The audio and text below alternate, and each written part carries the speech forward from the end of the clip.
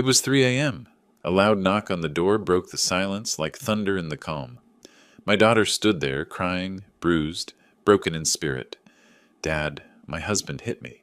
Because of his mistress," she whispered. I silently put on my old uniform, feeling anger overcome years of calm. One call in the night. The plan begins. Now. Betrayal will receive its just punishment. Before we continue, please subscribe to the channel and write in the comments what time it is where you are now. The pounding tore through my sleep like a freight train. I sat up, disoriented. The red digits on my alarm clock glowed 3:15 a.m. Another round of fists hammered against wood downstairs. Not the doorbell. Someone was hitting my front door with their bare hands. My chest tightened as I swung my legs over the side of the bed. The hardwood floor felt cold against my bare feet. 35 years as a Chicago detective had taught me that nothing good happened at 3 in the morning. The pounding continued, desperate and unrelenting. I grabbed my robe from the chair and moved toward the stairs. Each step creaked under my weight. My hand found the banister, gripping the smooth wood as I descended. The sound grew louder with every step. Whoever was out there wasn't stopping. At the bottom of the stairs, I flipped the foyer light switch. Harsh brightness flooded the entryway. My fingers fumbled with the deadbolt, then the chain lock. The pounding stopped the moment I touched the door handle. I pulled the door open. Christine stood on my porch, backlit by the street lamp behind her. For a split second, she was just a silhouette. Then she stumbled forward into the light, and my world stopped. Her left eye was swollen shut, a grotesque purple-black that spread from her eyebrow to her cheekbone. Blood had dried at the corner of her split lip. Dark finger marks circled her throat like a terrible necklace. I could count each one. 5 distinct impressions. The shoulder of her dress was torn, hanging loose and exposing her bra strap. "Daddy?" she whispered, and collapsed into my arms. Her weight caught me off guard. I staggered back, wrapping my arms around her as she sobbed into my chest. She smelled wrong. Not her usual vanilla perfume. Something sharper. Fear has a scent, and I'd learned to recognize it decades ago. My husband hit me. Her voice came out hoarse, broken. Because of his mistress. The words ignited something in my chest. Blood roared in my ears. My vision narrowed to a tunnel. Every case I'd ever worked, every victim I'd ever interviewed, every wife I'd seen broken and bleeding flashed through my mind in an instant. But this wasn't just another case. This was Christine. I tightened my grip on her shoulders and guided her toward the kitchen. She could barely walk. Each step seemed to hurt her. The hallway stretched longer than usual. Finally, we reached the kitchen doorway. I pulled out a chair from the old wooden table and eased her into it. She winced as she sat. The overhead light was too bright. I could see everything now. Every bruise, every mark, every sign of what that man had done to my daughter. "Don't move," I said, keeping my voice steady. Years of training helped me sound calmer than I felt. I crossed to the freezer and pulled out ice, wrapping it in a dish towel. My hands shook as I tied the corners. Water from the melting ice dripped onto the counter. I grabbed a glass, filled it from the tap, and brought both back to the table. Christine flinched when I pressed the ice gently against her swollen eye. Her good eye looked up at me, filled with shame and pain and something else. Defeat. "Drink," I instructed, placing the glass in her trembling hand. She took a small sip, then another. I pulled my phone from my robe pocket and turned on the camera. The flash lit up the dim kitchen like lightning.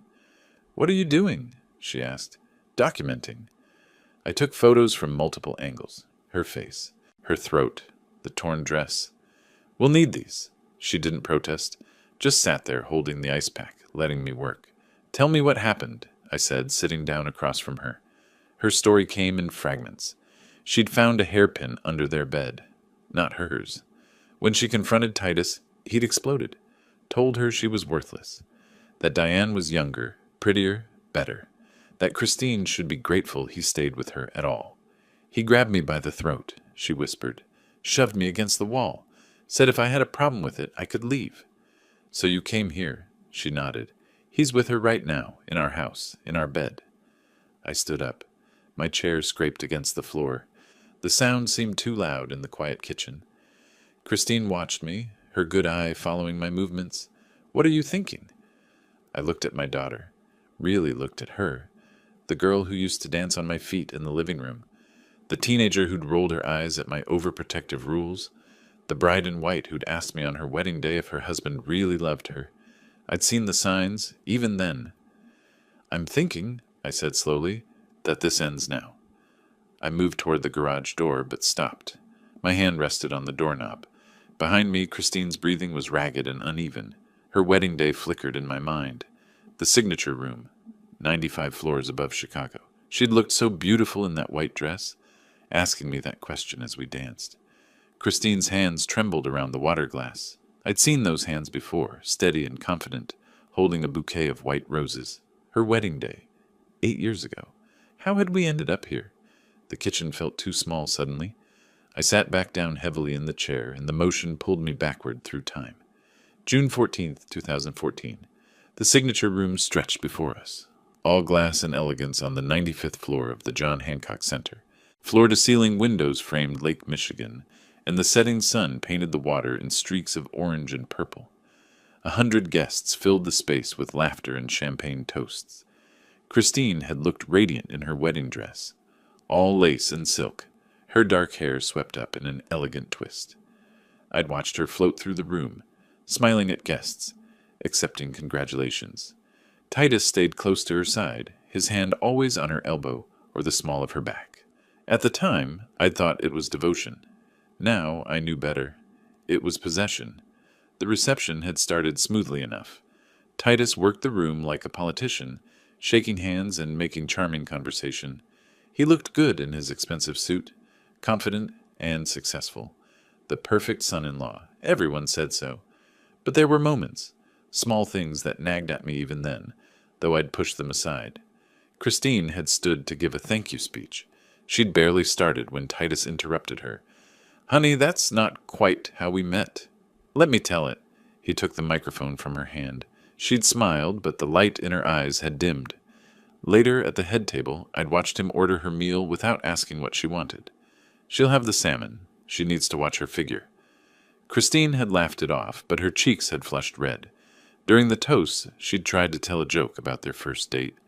Titus had talked over the punchline, telling his version instead. The guests had laughed at his story. Nobody noticed how Christine's smile had frozen on her face. I'd noticed the way his hand gripped her wrist under the table. Noticed the white pressure marks when he finally let go. Noticed how she'd rubbed the spot absently while smiling at a guest's comment. "He's just nervous," I'd told myself. Wedding jitters. But then came the father-daughter dance. The DJ had played Unforgettable, and the lights had dimmed. A spotlight followed us to the center of the dance floor. Christine's hand rested on my shoulder. My hand found the small of her back, where her dress was open, and we began to sway. Behind us, the Chicago skyline glittered like scattered diamonds. Around us, guests watched with champagne glasses raised. Everything looked perfect. "Daddy," she'd whispered, leaning close to my ear, "do you think he really loves me? Sometimes he's so controlling." My heart had skipped. This was it. The moment. She was asking me to tell her the truth, to give her permission to doubt, to help her escape. And what had I said? "It's just pre-wedding nerves, sweetheart. Every man gets anxious." Her face had searched mine, looking for something more. Some sign that I saw what she saw, that I understood her fear. But I'd smiled reassuringly. "You're married now. Give it time. He'll settle down." She'd wanted to believe me. I could see it in her eyes. The desperate hope that everything would be fine, that love would conquer all, that the doubts whispering in her mind were wrong. The song had ended. Applause filled the room. Other couples joined us on the dance floor, and the music shifted to something upbeat. Titus had immediately cut in, pulling Christine away from me with barely a thank you. I'd watched them dance, watched how his grip on her waist looked a little too tight, how she kept glancing at him nervously as if checking for approval. The night had wound down around 10:30, still early for a wedding reception. Guests were laughing, dancing, enjoying the open bar, but Titus had suddenly appeared at Christine's side, speaking urgently in her ear. "We need to go. Now." Christine had looked confused. "But I haven't said goodbye to everyone." "Early flight tomorrow for the honeymoon. We discussed this." His hand had closed around her elbow, firm and insistent. I'd approached them. "Everything okay?" Titus had flashed that charming smile. "All good, sir, just trying to stick to schedule. You know how it is." But there was no early flight. I'd found that out later. They weren't leaving for Hawaii until the following week. Christine had looked back at her guests, at me, uncertainty written across her face. Then Titus had steered her toward the exit, his hand never leaving her arm. I'd watched them disappear through the door. She'd glanced over her shoulder one last time. Her expression had been impossible to read. Confusion, fear, hope that I'd call out and stop them. But I'd just turned back to the remaining guests, accepting congratulations, ignoring the sick feeling in my stomach. "I should have known," I said aloud, and the kitchen snapped back into focus around me. Christine lowered the ice pack from her face. "What?" "Your wedding day. You asked me if he loved you. You told me he was controlling." My voice came out rough. "And I told you it was normal." Her good eye filled with tears. "Dad, I knew. Deep down, I always knew something was wrong. But I wanted so badly to believe in the fairy tale. I should have listened to my instincts. Should have stopped it then. I wouldn't have listened." She reached across the table, her fingers finding mine. I ignored my own instincts too. We both wanted the happy ending. The shared guilt hung between us, heavy and undeniable. Two people who'd seen the warning signs and chosen to look away. But looking away was over. I stood up, my chair scraping against the floor. The sound echoed in the quiet kitchen. Christine watched me with her battered face, and I saw both the bride in white and the broken woman in front of me. "The wedding was just the beginning," I said. "You tried to tell me after that too, didn't you?" She nodded slowly. "So many times." Christine rubbed her wrist absently, an unconscious gesture. I'd seen her do it before. 3 years into her marriage, sitting across from me in a coffee shop. Same motion. Same excuse when I'd asked about it. I should have pushed harder.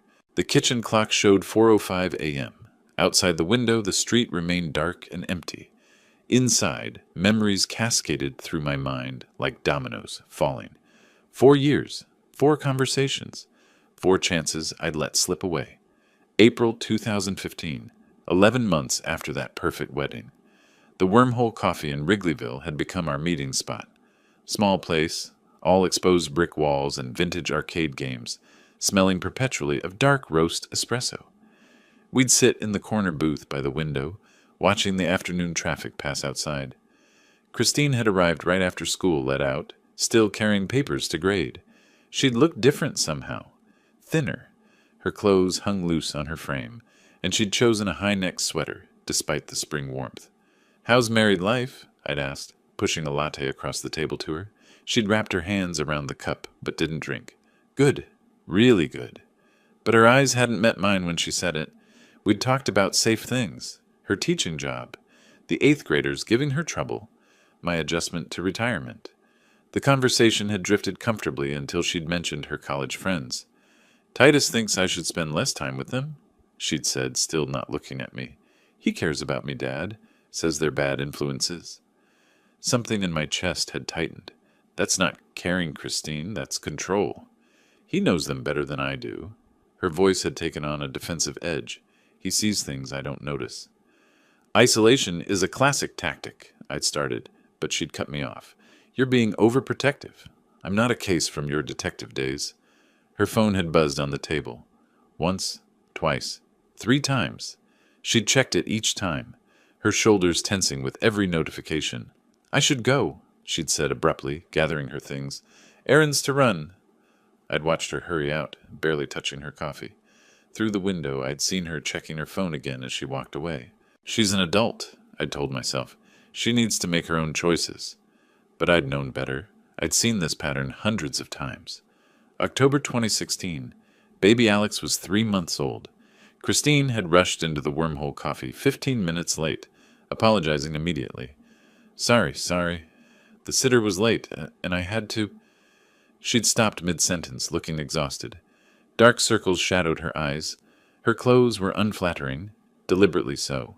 A baggy sweatshirt and loose jeans that hid her post-pregnancy body. "Tell me about my grandson," I'd said, trying to lighten the mood.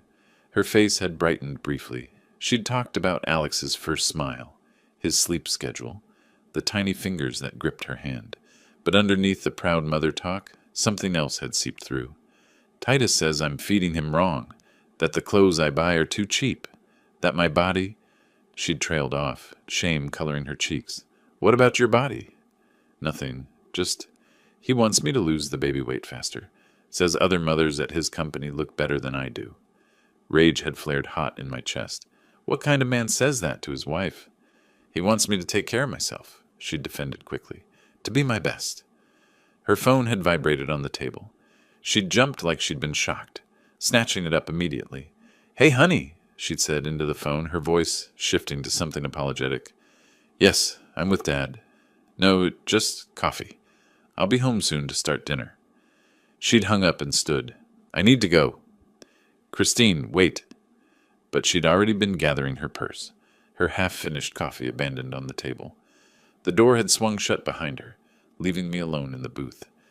I'd sat there for another hour, turning that flinch over in my mind, the way she'd reacted to her own phone, the fear I'd seen flash across her face, but I hadn't acted, hadn't pushed, hadn't demanded answers. July 2017. Alex was almost a year old. Christine had brought him with her to the coffee shop, unusual since Titus's mother usually watched him. The toddler had sat in the corner of the booth, playing silently with a toy car, too quiet for a baby his age. We'd been talking about nothing important when Christine had reached for a napkin. Her sleeve had slid up her arm. The bruise was unmistakable, dark purple, almost black, in the clear shape of finger marks. What happened to your arm? I'd asked, my voice sharp. Panic had crossed her face. She'd yanked the sleeve down fast. I'm so clumsy lately, always bumping into things. Christine! I'd leaned forward, keeping my voice low so Alex wouldn't hear. If he hit you, I will... No! The word had come out too loud. She'd glanced at Alex, then lowered her voice. Titus would never do that. He just yells sometimes. But who doesn't yell? The lie had hung in the air between us, obvious and terrible. If you need help, I'd started. I don't. She'd stood up, gathering Alex quickly. Everything's fine. Please don't make it into something it isn't.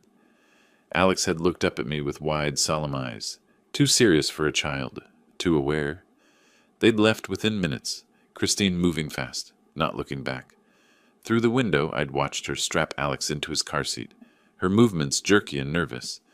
I'd sat there holding my cold coffee, staring at the empty booth where my daughter had just lied to my face, and I'd let her. The Bruise, I said now, sitting at my kitchen table at 4:20 in the morning. That was him, wasn't it? Christine nodded, not meeting my eyes. I let you convince me otherwise? My hands clenched into fists on the table. I knew the truth, but I let you deny it. January 2018. Baby Lily was 1 month old. Alex was 2. The last time we'd met at the wormhole, winter had made the cafe feel warm and inviting against the cold outside. Christine had arrived alone, her mother-in-law watching both kids. She'd looked years older than 33.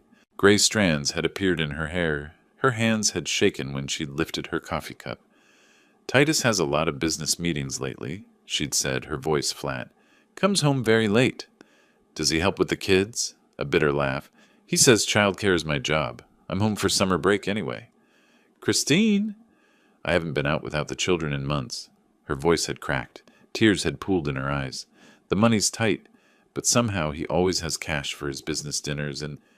She'd stopped, opened her mouth like she was about to say everything, about to finally tell me the whole truth. Then she'd closed it again, swallowed hard. I'm just tired. New baby. You know how it is. Leave him, I'd said bluntly. Come stay with me, you and the kids. I can't, she'd shaken her head. The children need their father. What would people think? I don't care what people think. Please, Dad. Her voice had broken completely. Don't make this harder. We'd walked out together into the bitter cold. At her car, she'd paused. I should have listened to you, she'd said quietly. About all of it. It's not too late.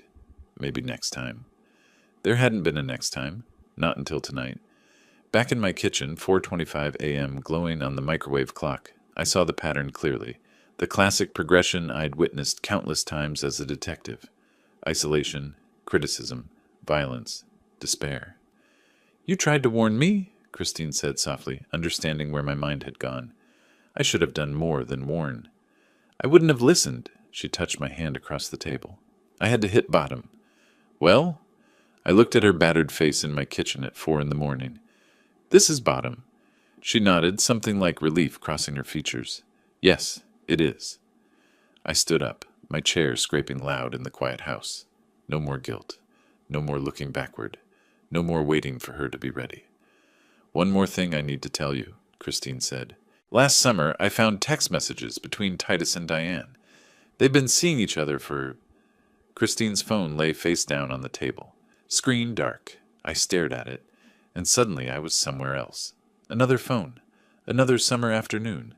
Photos that proved what we both suspected, but she'd refused to accept. July last year, I said quietly. You showed me pictures. Her hand moved to the phone, protective. Montrose Beach, I remember. The memory pulled me in like a riptide. It had been brutally hot that Saturday afternoon, the kind of Chicago summer day where the air shimmered above the pavement and Lake Michigan looked like salvation. I'd met Christine at Montrose Beach around 3 o'clock, the lakefront packed with families seeking relief from the heat. She'd been waiting by the concrete path, wearing oversized sunglasses that hid half her face. Even from a distance, I'd seen the tension in her shoulders, the way she kept looking around like someone might be watching. We'd walked along the shore, volleyball games erupting to our left, children shrieking in the waves to our right. Normal summer chaos. But Christine walked like she was being followed. You okay? I'd asked. Can we sit somewhere away from people? We'd found a spot on the concrete wall overlooking the beach, far enough from the crowds for privacy. She'd kept the sunglasses on. Her hands had trembled as she'd pulled out her phone. I need to show you something. Her voice had been barely audible over the lake wind. But you have to promise. Promise you won't do anything. That promise had been a mistake. I'd known it even then. What is it?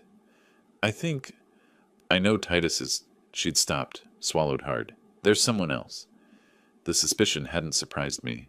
After years of watching him pull away, control her, diminish her, an affair seemed inevitable. But seeing her pain made my chest tighten. Show me. She'd unlocked her phone with shaking fingers and pulled up photos. The first showed Titus standing by his car with a woman I didn't recognize. Younger than Christine, dark hair, dressed professionally, too close. His hand on her lower back in a way that wasn't casual. Who is she? I don't know her name, not yet. Christine had swiped to the next photo. Same woman, different day, different location. Titus laughing at something she'd said, his face more animated than I'd seen it in years. I hired someone, a private detective, just for 2 weeks. Another swipe. The woman and Titus entering a restaurant together, then leaving a hotel, then sitting in his car, her hand on his thigh. Christine! The perfume, she'd interrupted, her voice cracking. I kept finding these bottles in his car. Not my brand. And lipstick marks on his collar. Wrong shade. He changed all his passwords. Won't let his phone out of his sight. She'd looked at me then, sunglasses finally off, eyes desperate. I'm not crazy, right? These photos. I'm not imagining this. You're not crazy. Fury had burned through me, hot and immediate. Your instincts are correct. Let me find out who she is. I can... No! The word had come out sharp, panicked. She'd grabbed my arm. He found the credit card charge. For the detective. He screamed for 3 hours, Dad. Called me paranoid, controlling, jealous. Said I was destroying our family with my suspicions. Tears had started streaming down her face. If he finds out I showed you these, if you start investigating, what will he do? She hadn't answered. The silence had been answer enough. I'd looked out at the lake, watching boats cut white lines through blue water. Let me use my contacts, quietly. I can find out everything. Her name, where she works, how long this has been going on. What if I'm wrong? Her voice had been small, childlike. What if it's innocent?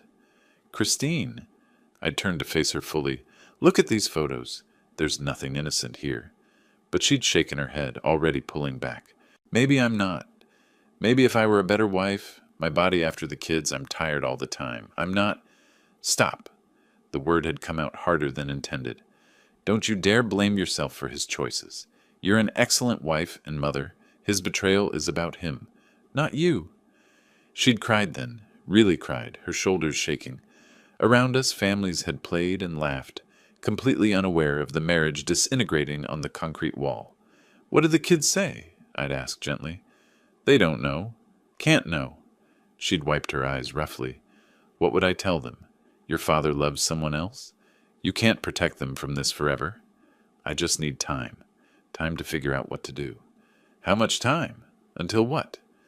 No answer, just her staring at the lake, at the horizon where water met sky, like the answer might be written there somewhere. We'd walked back to the parking lot in silence. Before she'd gotten in her car, she'd turned to me. "Promise you won't investigate, please." And like a fool, I'd promised. "I should have listened to you," I'd said. "About all of it." She'd smiled sadly. "Maybe next time." There hadn't been a next time. Not until tonight. Now, sitting at my kitchen table at 4:40 in the morning, Christine's voice pulled me back to the present. "Diane Rossi." She said the name like it tasted bitter. "That's her. The woman in the photos. She works with him. Has for 3 years." 3 years. The affair had been going on for at least that long, maybe longer. "I should have acted then," I said, my voice rough. "Should have ignored your request and exposed him anyway. You were respecting my choices. Your choices were made under duress, under his control." I stood up, the chair scraping loud against the floor. "No more. Tell me what happened tonight, from the beginning. Every detail." She took a breath, wrapped her hands tighter around the water glass. Christine wrapped both hands around the water glass, took a breath that shuddered in her chest. When she spoke, her voice sounded flat, distant, like she was describing events that had happened to someone else. "I left school at 2 o'clock today. Wanted to get home early. I pulled a notepad from the kitchen drawer, found a pen. 35 years as a detective had taught me to document everything. I wrote the date at the top, August 22nd, 2022. Then the time, 2 p.m. "Why early?" I asked gently. Thought maybe if I made his favorite dinner, if I tried harder. She stopped, looked down. "Stupid, right?" "Not stupid. Hopeful." I kept my voice neutral, professional. "What happened next?" "Stopped at the store, bought ingredients for pot roast, his favorite wine." Her fingers traced the rim of the glass. "Got home around 3. His car was in the driveway, which was weird. He never comes home early." I wrote, 3 p.m. Arrives home. Subject's vehicle present. The house was quiet. I thought he was working from home, didn't want to disturb him. Went upstairs to change out of my work clothes before starting dinner." She paused. I waited, pen hovering over paper. "Our bedroom door was closed. It's never closed during the day?" "Never." Her voice got quieter. I opened it. The pen in my hand stopped moving. "They were there, in our bed, on the sheets I'd washed that morning." Her words came faster now, like she needed to get them out. "I screamed, just screamed. Couldn't help it." "What did he do?" "Jumped up, but he wasn't embarrassed, Dad. Wasn't sorry. He was angry. At me." She laughed, a broken sound. "Started yelling. 'What are you doing home?' Like I was the one who shouldn't be there." I wrote it down, my handwriting getting shakier. "And her?" I forced the question out. "Diane." Christine's voice turned cold. She laughed, actually laughed, said I was pathetic, that I should have seen this coming. She met my eyes, said she was younger, prettier, better in bed. That Titus had been complaining about me for years. The pen snapped in my hand. I looked down, surprised to see ink bleeding across my palm. Hadn't even felt it break. "How long?" I managed. 2 years, he said. 2 years she's been everything I'm not. Christine's voice cracked. I asked him how he could do this. In our bed. In our home. He said it was his house now, that I should be grateful he'd stayed as long as he did. I grabbed another pen, kept writing. Had to keep documenting. Had to stay professional. I told him I wanted him out, that I'd had enough. She swallowed hard. That's when he pushed me. My hand froze on the page. Hard. I hit the dresser corner, right here. She touched her side, winced. Fell. Things crashed down around me. Framed photos, jewelry box, everything breaking. Did you hit your head? No. But before I could get up, he was there. Grabbed my throat. I looked at the bruises on her neck. 5 distinct finger marks. His hands had been around my daughter's throat. Couldn't breathe, she whispered. He was screaming in my face, calling me worthless. Pathetic. Said Diane gave him what I never could. That I was lucky he'd wasted 8 years on me. How long did he choke you? I don't know. 10 seconds? 20? Felt like forever. Her hand moved to her throat, touched the bruises. Then he threw me toward the door, told me to get out, that it was his house now. I wrote it all down, forcing my hand to stay steady. Assault, battery, strangulation, domestic violence. Enough for an arrest. More than enough. What did you do? Grabbed my purse, my keys, my phone, got down the stairs somehow. Her voice broke completely now. Diane was laughing from the bedroom. I could hear them both laughing as I ran out. Where were the kids? His mother's. Sleepover. Thank heaven they weren't there. Small mercy. At least Alex and Lily hadn't witnessed their father trying to strangle their mother. Where did you go? I drove. Just drove. Couldn't think. Couldn't process. She wiped her eyes with the back of her hand. Sat in a grocery store parking lot for hours. Looked at my face in the mirror. Saw what he'd done. Knew I couldn't go back. Why didn't you call me sooner? Shame. Fear. I don't know. Her shoulders shook. Finally, around 3 this morning, I realized I had nowhere else to go. Came here. I looked at the clock. 5:15 a.m. 14 hours since it had happened. 14 hours of her suffering alone while that man celebrated his freedom with his mistress. I'm sorry, Dad. Christine's voice was barely a whisper. You warned me. Years ago. At the wedding. After. Every time we met. And I didn't listen. I stood up from the table. Put down the pen. Looked at my daughter. Bruised. Broken. Apologizing for someone else's violence. No more apologies. My voice came out steady. Cold. You're safe now. And he's going to answer for this. What are you going to do? I walked toward the garage. Toward the old cabinet where I'd kept my uniform. 35 years I'd carried a badge. Sworn to protect. Served the law. Now the law would serve my daughter. I'm going to do what I should have done years ago. I opened the garage door. I'm going to restore justice. The cabinet stood in the corner, wooden and weathered. I opened it slowly. There it was, my dress uniform, perfectly preserved. Dark blue fabric, brass buttons, the badge still polished despite years of storage. I pulled it out, felt the weight of it in my hands, held it up to the dim garage light. In the reflection of the window, I saw myself. Gray hair, older face, lines carved by time and regret. But the same eyes, the same oath. I put on the shirt first, buttoned it carefully, then the pants, the belt. The uniform fit tighter in the shoulders than it used to, but it fit. The badge went on last, clipped to my chest, still heavy, still meaningful. I looked at myself in the window reflection again. Not just a father anymore. Officer Sims. When I walked back into the kitchen, Christine looked up, saw the uniform. Something shifted in her expression. Not fear, relief. You look like yourself again, she whispered. I am myself. I helped her up from the chair. You need to rest. I'll handle everything from here. But sleep, Christine. When you wake up, this will be over. I guided her to the living room couch, found a blanket in the closet, tucked it around her. Her eyes were already closing, exhaustion finally claiming her. You're safe, I said softly, my hand on her head for just a moment. I promise. She was asleep before I left the room.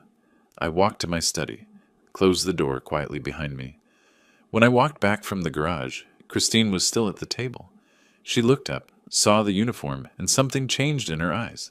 Recognition, like she'd finally remembered who her father really was.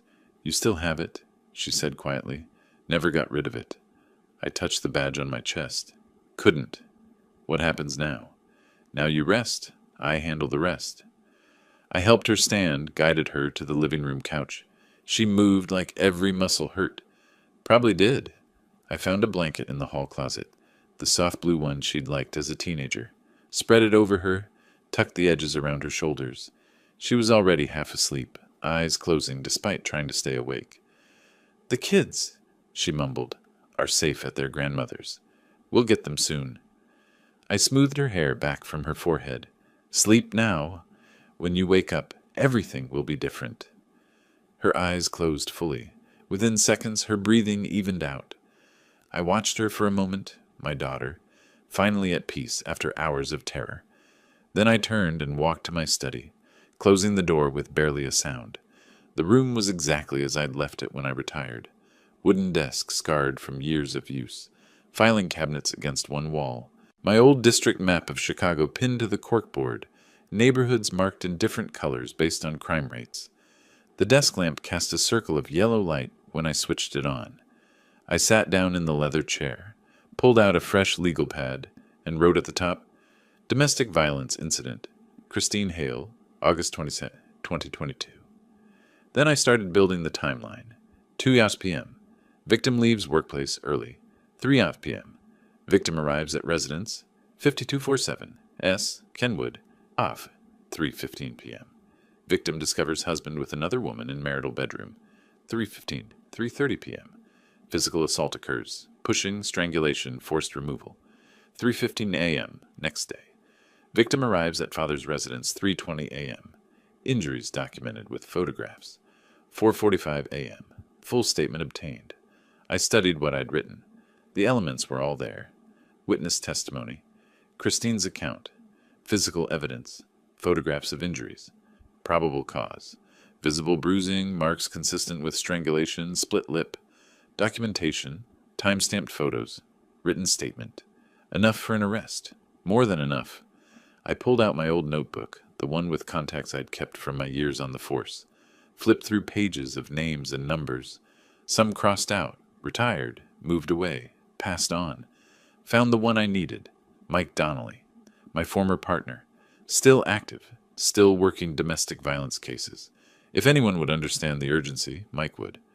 I checked the clock, 5:35 a.m. Early, very early, but this couldn't wait. I picked up the phone, dialed his number. It rang 4 times before a groggy voice answered. Hello? Mike, it's Grover. Silence. Then, Grover? What time? I know it's early. I need your help. Official help. His voice sharpened immediately, sleep disappearing. What's wrong? My daughter. Her husband assaulted her tonight. She's here with me. Jesus, is she okay? Bruised, marks on her throat, split lip, traumatized. I kept my voice level, professional. I've documented everything. Photos, statement, timeline. Grover, you know the procedure. She needs to file a report and give him time to lawyer up, time to intimidate her, time to flee. I leaned forward, pen tapping the desk. He's still at the residence right now, Mike. Probably with the other woman. This is a legitimate domestic violence call. A pause. I could hear him thinking, weighing options. What do you need? Official police response. I've got probable cause. Victim testimony. Evidence. I gave him the address. 5247 South Kenwood Avenue, Hyde Park. Subject is Titus Hale, 38. Works in logistics. Strong, physically capable. Mistress may still be present. You want us to arrest him? I want you to respond to a domestic violence call with documented injuries and witness statement. What happens after that follows protocol. Another pause. Longer this time. When? Now. 6 a.m. I'll meet you 2 blocks away. I checked my map of Hyde Park. Harper Avenue, near the park. Bring Rodriguez if he's on shift. You're coming? I'm the victim's father. I have a right to be present. Grover, Mike's voice carried a warning. Keep it professional. Always do. I almost smiled. 35 years, I never crossed that line. Not starting now. Give me 30 minutes. Don't do anything until we're there. Understood. This goes by the book, Mike. Every step. 30 minutes. The line went dead. I sat back in my chair, looked at the notes spread across my desk. Timeline, evidence, contact information. Everything documented, everything legal, everything right. I glanced at the map of Chicago, found Hyde Park, traced the route from here, Lincoln Park, down Lakeshore Drive. 7 miles. 15 minutes at this hour with almost no traffic. I started a new page. Questions for interrogation. Where were you on August 22nd between 4 p.m.? Who was present in the residence? Did you have physical contact with your wife? Did your wife require medical attention? Has there been prior domestic violence in this relationship? Standard questions. Building the case piece by piece. Outside the study window, the sky was changing, deep blue giving way to lighter shades. Dawn approaching. The street lamps looked pale now, unnecessary. Birds had started singing somewhere in the trees behind the house. I stood up, gathered my notes into a folder. Check my pockets. Keys, wallet with my retired badge for identification. Phone. Everything I needed. Walking to the living room, I looked at Christine on the couch. She'd shifted in her sleep, one hand tucked under her cheek like she used to as a child. The bruises looked darker now in the growing light. Unforgivable. I found a notepad on the coffee table. Wrote quickly. Handling the situation. Call when you wake. Dad. Left it where she'd see it. Back in the kitchen, I checked the time. 5:48 a.m. 12 minutes until I needed to leave. I looked around the kitchen one more time. The table where we'd sat for hours, the chair where she'd broken down, the counter where I'd wrapped ice for her injuries. My home, her sanctuary. Now it was time to take that safety beyond these walls. I walked to the front door, hand on the knob, took one breath, opened it to the pre-dawn darkness turning blue. My old Chevy Impala sat in the driveway, same car I'd driven for 20 years. I got in, put the key in the ignition. The engine turned over with a familiar rumble. One last look at the house. All the windows dark except the study lamp I'd left on. Christine, safe inside. Time to go to work. I set the phone down and checked my watch. 5:45. Mike would be there in 15 minutes. Time to move. Before leaving, I tried 2 more numbers from my old contact book. Had to be thorough. Patterson answered on the 4th ring, voice thick with sleep. Patterson, it's Grover Sims. I need a favor. Silence, then a sigh. Grover, what kind of favor? Domestic violence response. My daughter, her husband. Another pause. I'm 2 months from retirement. Can't risk. I understand. I did. Couldn't blame him. Forget I called. One more try. Harris picked up faster, more alert, but the answer was the same. You're retired, Grover. This could blow back on all of us. Right. Thanks anyway. I hung up and looked at the phone. 35 years of service, hundreds of cases together, and when it mattered most, only one man had answered. But Mike was enough, always had been. I grabbed my keys and wallet, checked my pockets one last time. Phone, notepad with Titus's address, photos transferred and ready. Everything I needed. One more look in the mirror. The uniform still fit, mostly. Tighter in the shoulders than it used to be, but the badge caught the light the same way it always had. Officer Sims looking back at me. Not just Christine's father. Not anymore. Walking quietly to the living room, I found her exactly as I'd left her. Deeply asleep, finally at peace. The blanket had slipped from her shoulder. I pulled it back up, tucked it around her gently. Left the note on the coffee table where she'd see it, first thing. Handling it. Call when you wake. Stay here. Dad. My hand rested on her shoulder for just a moment. It's over now, baby girl, I whispered.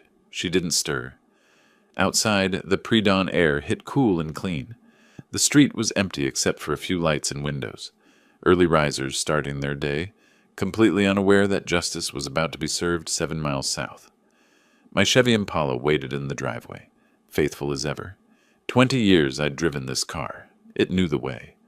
I backed out slowly, shifted into drive, and headed toward Lakeshore Drive.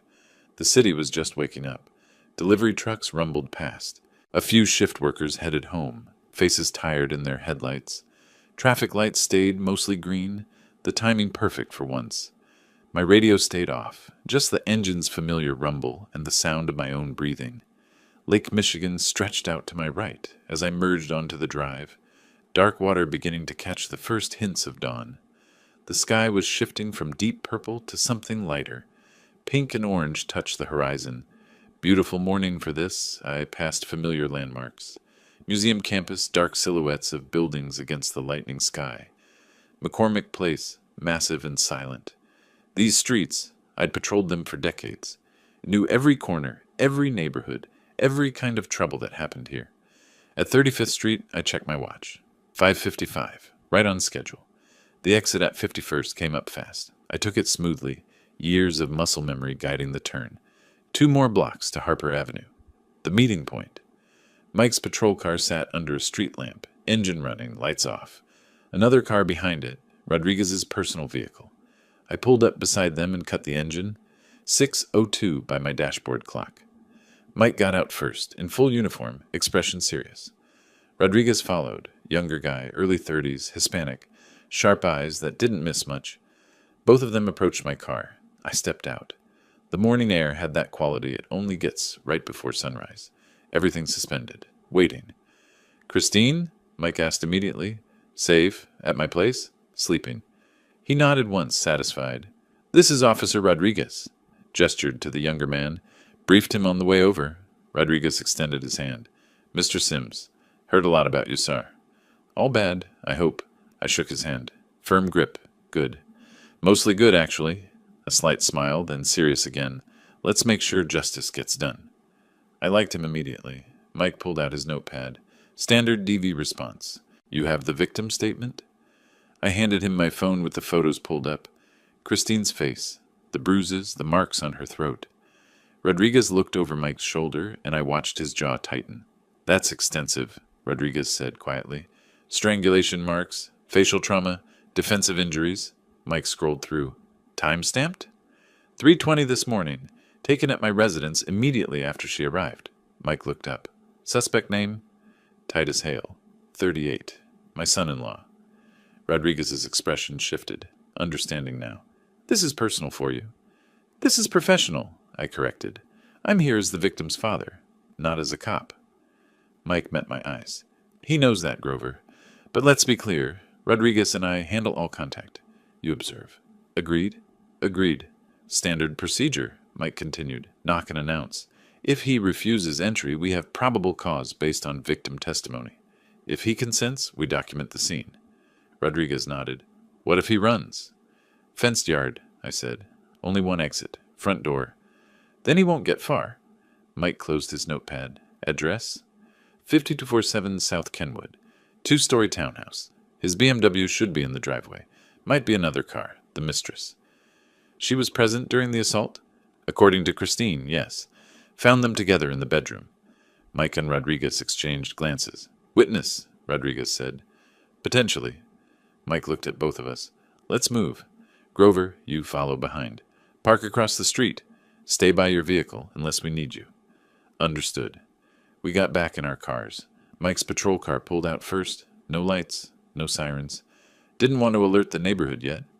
I followed 2 car lengths behind. 2 blocks felt longer than 7 miles.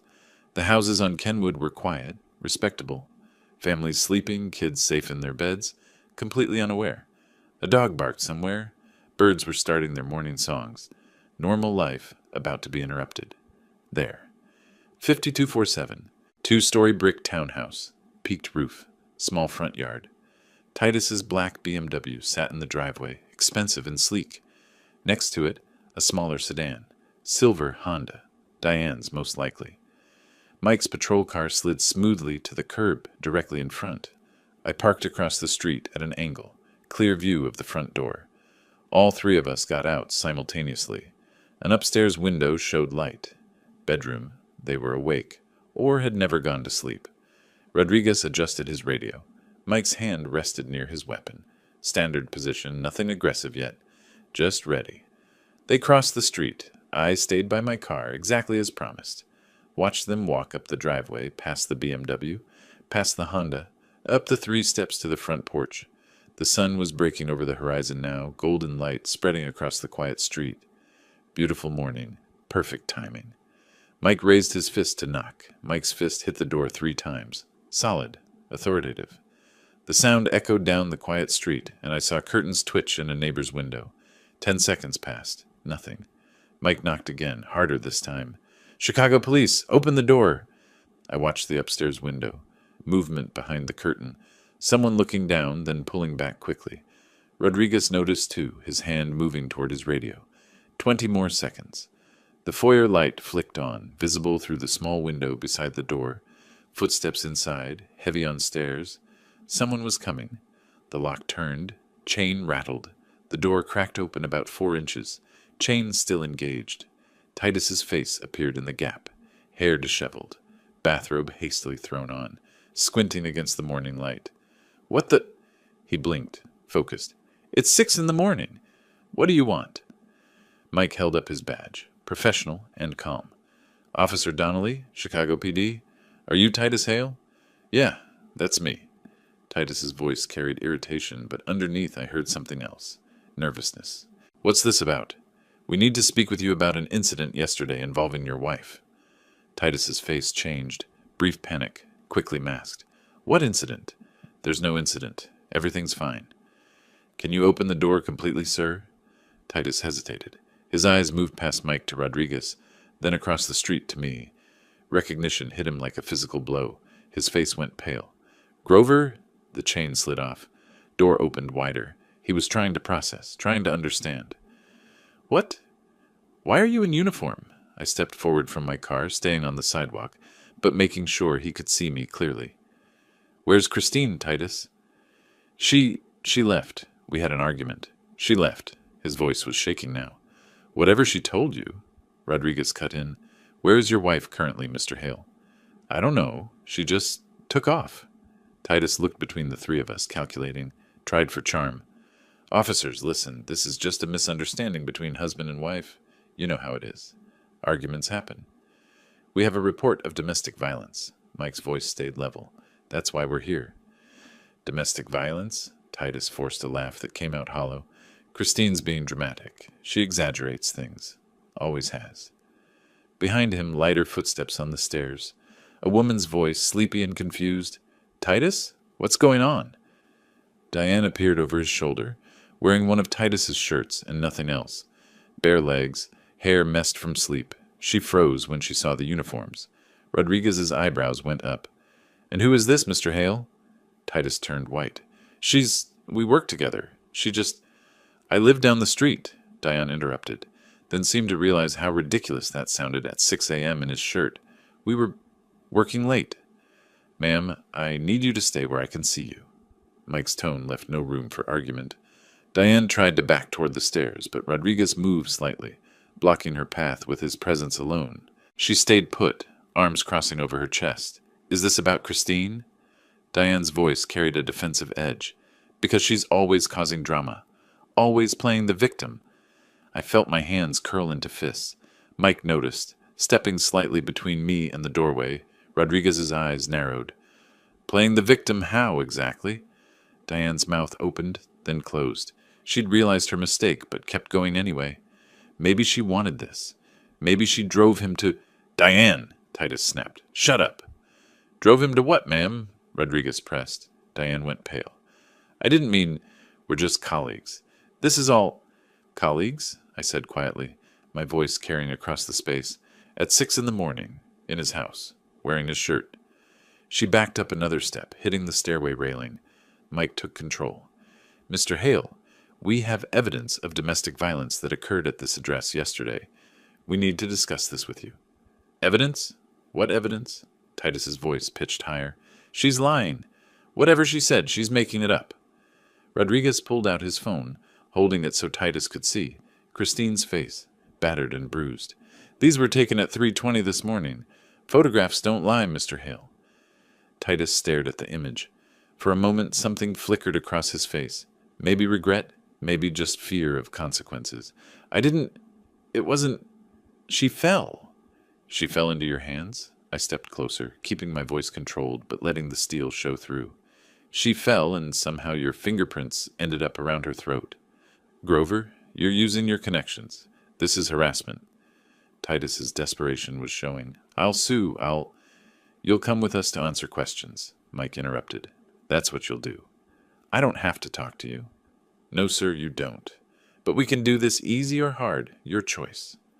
Mike's hand rested on his belt, near the handcuffs. Titus Hale, you're being detained for questioning regarding domestic battery. This is insane. Titus tried to close the door. Rodriguez's foot blocked it. Mike continued, unruffled. You have the right to remain silent. Anything you say can and will be used against you in a court of law. You have the right to an attorney. I know my rights. I'm calling my lawyer. But Titus's voice cracked. He knew it was real now. That's your right, sir. But first, we'd like to look inside. Document the scene where the assault occurred. You need a warrant. We have probable cause based on victim testimony. You can consent to our entry, or we can secure the scene and obtain a warrant. Your choice. Titus looked trapped. His eyes darted between Mike, Rodriguez, and me. Behind him, Diane had gone silent, clutching the stairway railing. We can see evidence from here, Rodriguez added, pointing past Titus into the foyer. An overturned chair, a mark on the wall. Titus's shoulders slumped. Fine. Look around. You won't find anything. Thank you for your cooperation. Mike stepped inside. Rodriguez followed. I came last, crossing the threshold of the house where my daughter had lived, had tried to build a life, had finally been broken enough to escape. The foyer looked normal except for the overturned furniture, living room beyond it, hastily cleaned but not well. I could see the signs of rushed tidying, pillows askew, carpet vacuum marks still fresh. On the mantel, a photo of Christine with the kids, Alex and Lily, smiling. She looked happy in the picture. That had been years ago. Rodriguez was already taking photos with his phone. Let's see the bedroom, Mike said. Why? Titus's voice was small now, because that's where the victim said the assault occurred.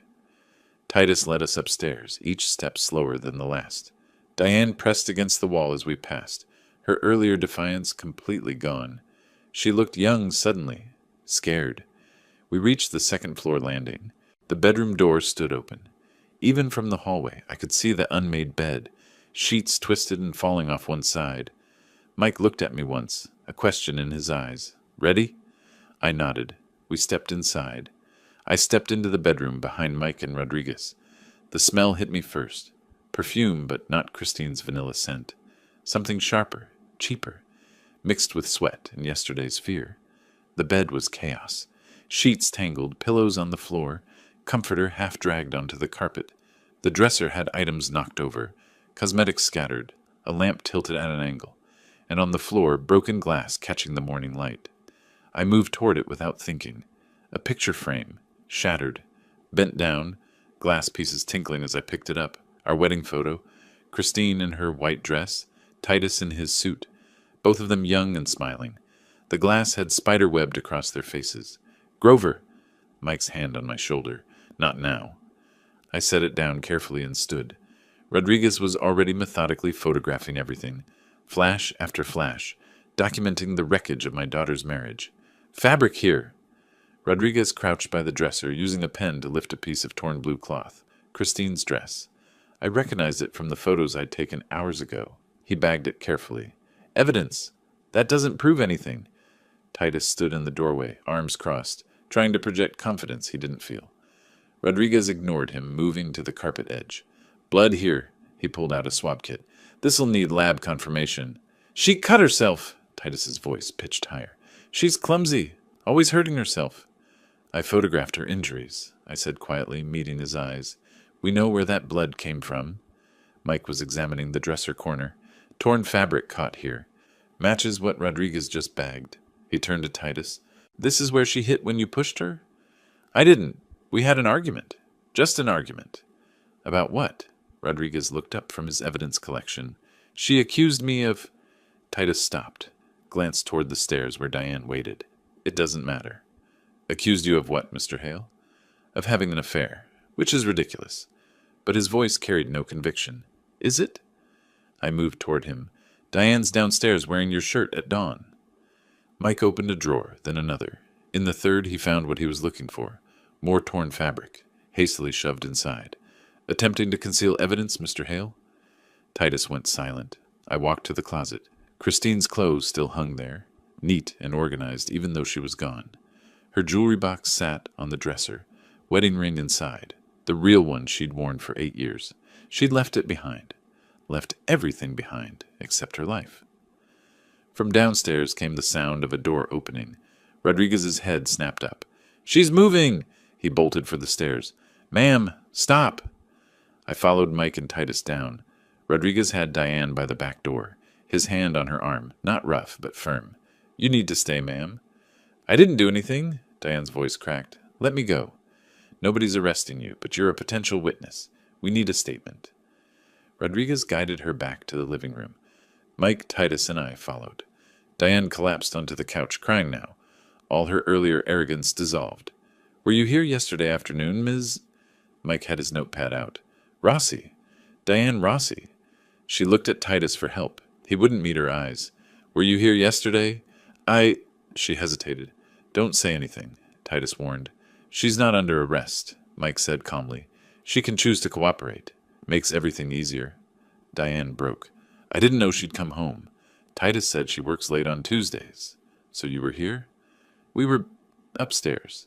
Then she came home early and started screaming at us. Rodriguez moved closer. Did you witness Mr. Hale strike his wife? Diane's eyes went wide. I didn't see exactly. They were fighting. Yes or no, ma'am? Did you see him hit her? He pushed her. The words tumbled out. She fell into the dresser. I didn't think it was that bad. Diane, Titus shouted. Shut up, now. She wouldn't stop screaming, Diane continued, crying harder, calling us names, saying she'd destroy him. He just wanted her to stop. He grabbed her throat, and... That's enough, Mike said quietly. He turned to Titus. Mr. Hale, turn around and put your hands behind your back. What? No. Titus backed toward the stairs. You can't. You're under arrest for domestic battery. Mike pulled handcuffs from his belt. Rodriguez moved behind Titus, cutting off his retreat. Don't make this harder, sir, Rodriguez said. Titus's arms were pulled behind his back. The handcuffs clicked into place, metallic and final. The sound I'd heard 1,000 times in my career, but never like this. Never for someone who'd hurt my daughter. Mike continued the Miranda warning. You have the right to remain silent. Anything you say can and will be used against you in a court of law. You have the right to an attorney. If you cannot afford an attorney, one will be provided for you. Do you understand these rights? I didn't mean to hurt her, Titus's voice broke. It was an accident. She fell. You're acknowledging you hurt her? Mike asked. Titus realized his mistake and went silent. I stepped forward, standing directly in front of him. 8 years, I said quietly. 8 years you fooled her, made her doubt herself, isolated her from friends, criticized everything about her, and when she finally found the courage to confront you, you put your hands on her. Grover, please. You strangled my daughter. You threw her out of her own home, and now you're going to face the consequences. Mike and Rodriguez led him toward the door. Neighbors were on their porches now, watching. The patrol car sat at the curb, back door open and waiting. Talk to Christine, Titus twisted in their grip, looking back at me. Tell her I'm sorry. I love her. I never meant. You'll see her in court, I said. They guided him into the back seat. The door closed. Through the window, I could see his face, terrified now, all the arrogance stripped away. Rodriguez turned to Diane, still crying on the couch. Ms. Rossi, you'll need to come give a formal statement downtown. She nodded, hiccuping. Can I get dressed first? 5 minutes. I'll wait right here. Mike walked over to me, standing on the front lawn as the sun rose fully over the houses. Golden morning light, birds singing, the world continuing like nothing had happened. You good? Mike asked. Yeah. I took a breath. Thanks, Mike. Christine needs to file an official report, soon as possible. I'll bring her in today. We'll make this stick. I promise you, Grover. He's not walking away from this. I looked at the patrol car with Titus visible in the back seat. Then at the house behind us, scene of crime, now scene of justice. I know you will. Mike squeezed my shoulder once, then walked back to his car, started the engine. I watched the patrol car pull away, taking Titus toward booking, toward arraignment, toward everything he deserved. Rodriguez came out with Diane 5 minutes later, now dressed, still crying. They got in his car and followed Mike's patrol vehicle down the street. I stood alone on the lawn. The neighbors had gone inside.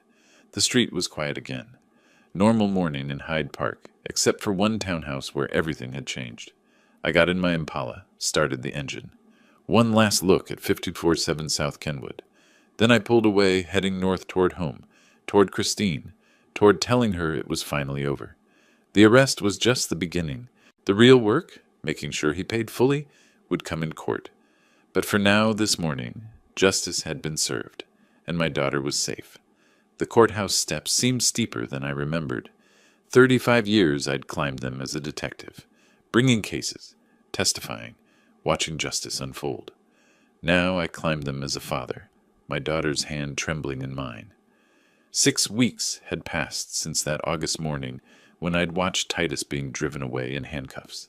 6 weeks of police reports, prosecutor meetings, and Christine finding the courage to tell her story again and again. The children had moved back into the house, Titus barred by court order from coming within 500 feet. She'd repainted their bedroom, thrown out the sheets, started rebuilding. Today would make it official. I can do this, Christine whispered as we passed through security. Her voice carried more conviction than it had 6 weeks ago. I know you can. The Cook County Courthouse smelled the same. Floor polish, old wood, the faint mustiness of a building that had witnessed decades of human drama. Our footsteps echoed through marble hallways as we found courtroom 4B. Mike Donnelly waited outside in full dress uniform, Rodriguez beside him. Both nodded as we approached. The prosecutor, a sharp-eyed woman named Sarah Chen, briefed Christine one final time. Tell the truth. Answer directly. Don't let the defense rattle you. Inside, the courtroom was traditional. Judge's bench elevated, witness stand to the side, gallery seating already filling with people. I guided Christine to the front row behind the prosecution table. Across the aisle, Titus sat with his lawyer, a slick-looking man in an expensive suit. Titus had lost weight. His face looked drawn, older. When he saw Christine, something flickered in his eyes. Regret, or just fear of consequences? Judge Elena Vargas entered, and we all stood. She was in her mid-50s, gray hair pulled back severely, eyes that had seen every excuse and lie. She settled into her chair and reviewed the case file. The state versus Titus Hale. Domestic battery. Are we ready to proceed? Both lawyers affirmed. My heart pounded as the prosecutor called her first witness. The state calls Christine Hale. Christine stood. Her legs shook, but she walked to the witness stand with her head up, took the oath with a steady voice, sat down and found my eyes. I nodded once.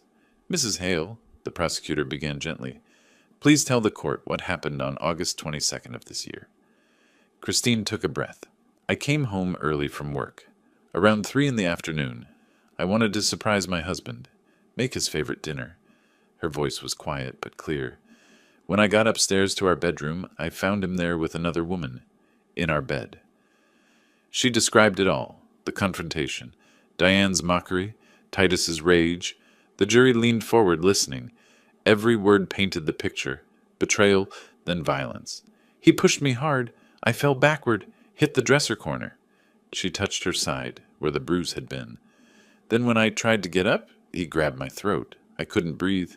His hands, she demonstrated, fingers near her own neck. He squeezed until I thought I would pass out. Photos were displayed, her battered face at my kitchen table, taken just hours after. The jury's expressions hardened. One woman covered her mouth. Then came cross-examination. Titus's lawyer stood all false sympathy. Mrs. Hale, isn't it true you were shouting at my client? That you, in fact, provoked this situation? Christine's jaw tightened. I shouted because I found him in bed with another woman. That doesn't justify violence. But you admit the marriage had problems? That perhaps you weren't meeting his needs? Nothing I did or didn't do justifies what he did to me. Her voice strengthened. Nothing. The lawyer tried several more angles. Christine held firm. When she stepped down, I saw pride in her eyes. She'd told her truth and refused to let it be diminished. Mike took the stand next, professional in his testimony. When we arrived at the residence, the suspect was with another woman. The victim was not present. We observed evidence of a struggle in the bedroom, overturned items, torn fabric, blood on the carpet. Rodriguez followed, detailing the evidence collection. We found fabric from the victim's dress caught on the dresser corner, blood matching her type. Medical examination confirmed the injuries were consistent with assault and strangulation. Then Diane was called. She looked smaller somehow, nervous. Reluctantly, she confirmed the affair. Under pressure from the prosecutor, she admitted more. Yes, I was there. I saw him push her. She hit the furniture and fell. Her voice barely audible. I didn't think it was that bad at the time. Did you see Mr. Hale place his hands on his wife's throat? Long pause. Yes. Titus's lawyer tried damage control, but it was too late. The evidence was overwhelming. Physical proof. Multiple witnesses. Medical documentation. Christine's testimony. Clear and unwavering. Judge Vargas called a brief recess, and then returned. Mr. Hale, please stand. Titus rose, his face pale. Based on the evidence presented, this court finds you guilty of domestic battery. Her voice carried no emotion, just certainty. You are sentenced to 2 years probation, a restraining order, prohibiting contact with the victim within 500 feet, mandatory completion of an anger management program, and a fine of $5,000. Additionally, you are ordered to pay child support for your 2 minor children. Titus swayed slightly. But your honor. I'm finished. Next case. The gavel fell. That sound, wood striking wood, echoed through the courtroom like a final punctuation mark. Christine's shoulders shook. I put my arm around her as quiet tears streamed down her face. Not tears of pain this time. Relief. It's over, she whispered. Finally. Over. Justice won, sweetheart. We stood as people filed out. Mike approached, shook my hand. Good outcome, Grover. Thanks for everything, Mike. Walking down those courthouse steps, Christine leaned on me. The afternoon sun felt warmer than it had on the way in. At the bottom, she stopped and looked back up at the building. What now? She asked. I squeezed her shoulder. Now you get your life back, officially. The criminal case was closed, but there was still one more legal matter, ending the marriage completely. The envelope arrived on a Tuesday morning, 3 days before the final divorce signing. Titus's handwriting, shaky and desperate, across the front. Christine held it over the kitchen trash can for a full minute before letting it drop, unopened. The 14th letter, the 14th refusal. You don't have to read them, I'd told her after the first few. I know. She'd wiped her hands as if clearing away something contaminated. I'm done giving him anything, not even my time. The trial verdict in October had been swift. By early November, her lawyer had filed divorce papers. Titus hadn't contested. Couldn't really, not with a domestic violence conviction on record. The property division had been settled quickly. Christine got the house, primary custody of Alex and Lily, fair distribution of assets, and child support. Titus got supervised visitation rights and whatever possessions he could fit in his apartment. Today we'd sign the final papers. Christine dressed carefully that morning, a navy suit, professional and strong. She'd been staying at the house for the past month, sleeping in the guest room until she could face the master bedroom. Eventually, she'd repainted it entirely, bought new furniture, made it hers. Ready? I asked from the doorway. She looked at herself in the mirror one more time. Still wore the wedding ring, force of habit, she'd said. But as I watched, she slid it off her finger and set it on the dresser, left it there without looking back. More than ready. We drove to the lawyer's office in near North Side. Christine was quiet, staring out the window at the November gray. Finally, she spoke. I told the kids last week about the divorce being final today. How'd they take it? Alex understands more. He's 8. He knows Dad can't come home. Lily? She swallowed hard. Lily asked if it was her fault. If she'd been better behaved, would Daddy stay? My hands tightened on the steering wheel. What did you tell her? That adults make choices kids can't control. That her daddy loves her, but sometimes grown-ups can't live together. That she's perfect, exactly as she is. Christine wiped her eyes. They're both in counseling. Dr. Martinez says they're doing well, considering. And you? How are you doing? Better every day. Some mornings I wake up and forget for a second. Then I remember I'm free, and it's...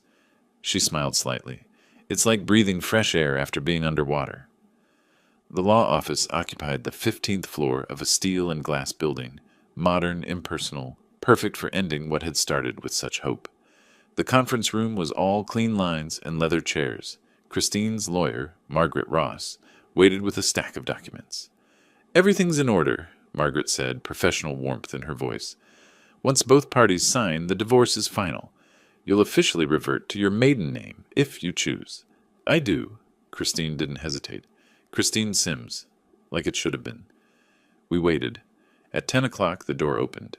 Titus's lawyer entered first, then Titus himself. He looked worse than he had in court. Suit wrinkled despite obvious effort, eyes hollow, hands shaking as he set down his briefcase. Security stood by the door, required by the restraining order. Titus saw Christine and something broke in his expression. Christine, please. Mr. Hale. Margaret's voice was steel. You're here to sign documents, nothing more. I just need to talk to her. Just a minute. He started around the table. Security stepped forward. Titus stopped, raised his hands. I won't hurt anyone. Then sit down and let's proceed. Margaret gestured to the chair across from us. Titus sat heavily, kept his eyes on Christine. I wrote you 14 times. Did you read any of them? No. Christine's voice was flat, cold. a tone I'd never heard her use before. I'm sorry. Every day I'm sorry. What I did, he ran his hands through his hair. I'll do anything, therapy, whatever you want. Just give me another chance.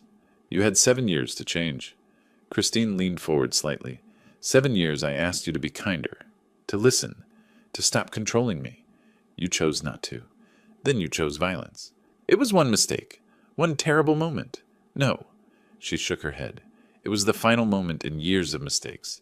You diminished me, isolated me, cheated on me. Then you put your hands on my throat. Her voice never rose, but every word landed like a hammer. That's who you are, and I'm done pretending otherwise. Titus turned desperate. What about Alex and Lily? You're taking my children from me? You lost them yourself. When they're older, they'll decide if they want you in their lives. Right now, I'm protecting them from learning that love looks like what you did to me. His face crumpled. For a moment, I almost felt something like pity. Almost. Mr. Hale, his lawyer interrupted him. We need to sign these documents. Margaret slid the papers across the table. Christine signed first, her hand steady. No hesitation. No second thoughts. Just clean, clear signatures on page after page.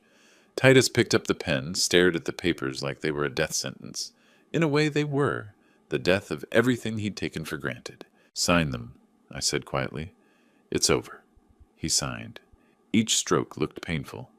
When the last page was complete, Margaret collected everything efficiently. That concludes the proceedings. Mrs. Sims, you're now legally divorced. The restraining order remains in effect. Mr. Hale, you'll be contacted regarding supervised visitation arrangements. We stood. Christine picked up her purse, turned toward the door. Titus called after her. Christine, wait, please. She didn't even pause. Just walked out, her back straight, her step certain. I followed, leaving him sitting at that table with his shattered life. Outside the building, the November air hit sharp and cold. Christine breathed it in deeply, tilted her face toward the gray sky. I'm free, she said wonderingly. Actually, truly free. You are. We found a small cafe around the corner, warm and smelling of coffee. Ordered cappuccinos and split a piece of chocolate cake. Sat by the window watching the city move past. Christine raised her cup. To new beginnings. To your strength, I corrected, touching my cup to hers. I'm so proud of you, sweetheart. Her smile was genuine. The first real smile I'd seen in years. Thank you, Dad, for everything. If you hadn't... She stopped, shook her head. I don't know where I'd be. You're stronger than you think. You walked through fire. You'll walk into something better now. She looked at her bare ring finger, turning her hand in the light. 8 years, gone. Part of me is sad, not for him, but for the time I lost, the woman I could have been. You're becoming her now. I am, aren't I? She laughed softly. I want to focus on the kids, on my career, maybe get my master's degree, and someday when I'm ready, maybe I'll date again. But not yet, not for a while. Take all the time you need. We finished our coffee as November darkness fell early outside the windows. When we finally left, walking into the cold evening, Christine linked her arm through mine. That was November, she said thoughtfully. What do you think the rest will bring? Whatever you want it to. Winter came and went. Spring arrived with its promise of renewal. And before I knew it, summer returned. 1 year since that terrible night that had changed everything. Christine spread the blanket on the grass with practiced ease. A year ago, her hands would have trembled. Today, they moved with confidence, smoothing corners, arranging the picnic basket just so. The transformation wasn't just in her hands. It was in everything. The way she stood, shoulders back instead of hunched. The way she smiled, genuine instead of forced. The way she existed in the world, taking up space without apology. Over here, Dad, she waved from the spot she'd chosen in Lincoln Park, near enough to the lake to see the water sparkling, far enough from the crowd to feel private. August 23rd, exactly 1 year and 1 day since she'd appeared at my door, broken and bleeding. She'd chosen this date deliberately, wanted to mark it, reclaim it, transform it from an anniversary of trauma into a celebration of survival. I walked over with the cooler, Alex and Lily racing ahead of me with a soccer ball. Their laughter filled the air, free, uninhibited, the sound of children who felt safe. They'd grown in the past year. Alex taller, more serious, but also more relaxed. Lily still tiny, but no longer jumping at sudden noises.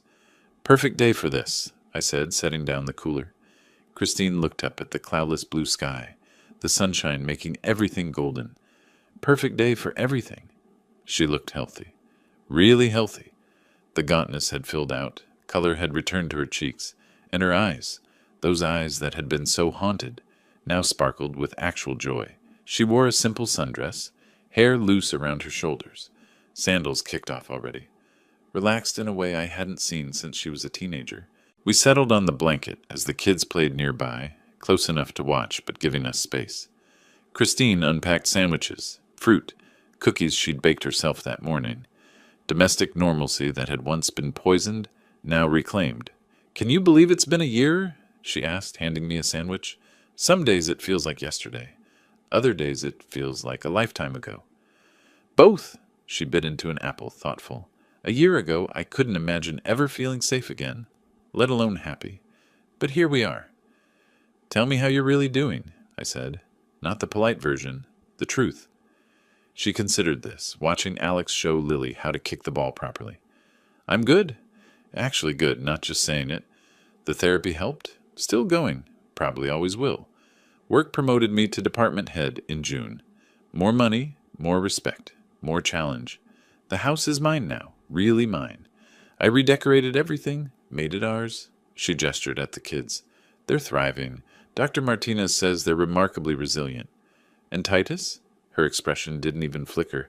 "He sees them twice a month. Supervised visits at a facility. They're cordial with him, which is all I hope for. He completes his anger management classes, pays child support on time. That's all I need to know about him. No contact otherwise? None. The restraining order ends next year, but I doubt he'll approach. He knows there's nothing left there." She pulled her knees up, wrapped her arms around them. "The weird thing? I don't hate him. I don't feel anything. He's just someone I used to know, someone who hurt me, but not someone who defines me anymore." Pride swelled in my chest. "That's real healing right there. There's something else." She smiled, a little shy. "I met someone. His name is David. He teaches history at the school. We've been seeing each other for 3 months now." "Tell me about him." "He's kind, patient, funny in this quiet way. Good with the kids. Doesn't try too hard. Just genuinely enjoys them." Her smile widened. "When I told him about everything, about Titus and the trial, he just listened. Didn't try to fix it or make it better. Just listened. Then said, 'You're incredibly brave.' Not 'I'm sorry' or 'poor you.' Just acknowledged my strength. Sounds like a good man. He is. I'm taking it slow. Really slow. But it feels right. Healthy. No red flags, no gut warnings I'm ignoring. For the first time, I'm listening to my instincts. That's all I ever wanted," I said, my voice rough. "For you to trust yourself." Alex ran over, breathless and grinning. "Grandpa, watch this." He kicked the ball high, and it soared in a perfect arc. "See? Coach says I'm getting good." "That's fantastic, champ," I called back. Lily came running after, not to be outdone. "I can do it too. Watch me." Her kick went sideways, but her face shone with pride anyway. Christine watched them with such love it transformed her whole face. They're just kids again. Not scared kids, not traumatized kids. Just kids. Playing and laughing and being silly. That's what I fought for. That's what you helped me win. You did the fighting, sweetheart. I just backed you up. We did it together. She leaned her head on my shoulder. Thank you, Dad, for believing me, for protecting me, for showing me what strength looks like. We sat in comfortable silence, watching the children play, watching boats glide across the lake, watching the world continue in its ordinary, beautiful way. A couple walked past holding hands. A dog chased a frisbee. Someone's music played faintly in the distance. Normal life all around us. "You know what I realized last week?" Christine said eventually. "I was grocery shopping, and I saw this couple arguing. She was tense, he was aggressive, and I watched her shrink into herself. And I thought, that used to be me. But it's not anymore. I'm not that woman anymore." "No, you're not? I'm stronger, smarter. I won't ever let anyone treat me that way again." She lifted her head, looked at me directly. And if someone tries, I know I have you. But more than that, I know I have myself. The afternoon wore on. We played with the kids, throwing the ball back and forth, all of us running around like fools until we collapsed, laughing on the blanket. Had dinner as the sun started to lower, sandwiches and fruit and those homemade cookies that tasted like new traditions. Watched the sky turn from blue to gold to pink. As we packed up to leave, Lily tugged on my sleeve. "Grandpa, can we do this again next year?" "Absolutely, sweetheart." "Every year?" Alex added. "Like a tradition?" Christine ruffled his hair. "Every year. Our family picnic day." We walked to the car as the streetlights flickered on, the kids tired and happy, Christine peaceful beside me. At the car, she paused and looked back at the park, at the place where we'd spent this perfect day. "1 year ago, I knocked on your door thinking my life was over," she said quietly. "Turns out it was just beginning." I pulled her into a hug. "You've come so far, sweetheart." We both have. Driving home through the summer evening, the kids chattering in the back seat about ice cream and bedtime stories, Christine hummed along to the radio. Just a small sound, almost unconscious, but it meant everything. A year ago, there'd been no music in her. Now there was. We pulled into her driveway, the house that was truly hers now, painted in colors she'd chosen, filled with furniture she'd picked. A home, not a prison. The porch light was on, welcoming. Through the window, I could see the living room she'd decorated with family photos. Her and the kids, her and me, the kids alone. No pictures of Titus. He'd been edited out of the story, removed from the gallery of what mattered. "Do you want to come in?" she asked. "David's coming by later, but we have time for tea." Another night. "You've got plans?" She smiled at that, actually excited about someone coming over. "Okay. Love you, Dad." "Love you too, sweetheart. Always." I watched her gather the kids and the picnic supplies, heard them toward the front door, laughing at something Lily said. Before going inside, she turned and waved. I waved back. A year ago, she'd knocked on my door broken. Today, she was whole. 35 years I'd worked as a cop, hundreds of cases, thousands of victims. But this one, my own daughter, mattered most, and I'd gotten it right. The sun set over Chicago, painting everything in shades of gold and promise. Tomorrow would come, and the day after that, and all the days beyond. And she would face them strong, free, and surrounded by love. That was all I'd ever wanted. If you liked this story, please like this video, subscribe to the channel, and share your impressions of this story in the comments. To listen to the next story, click on the box on the left.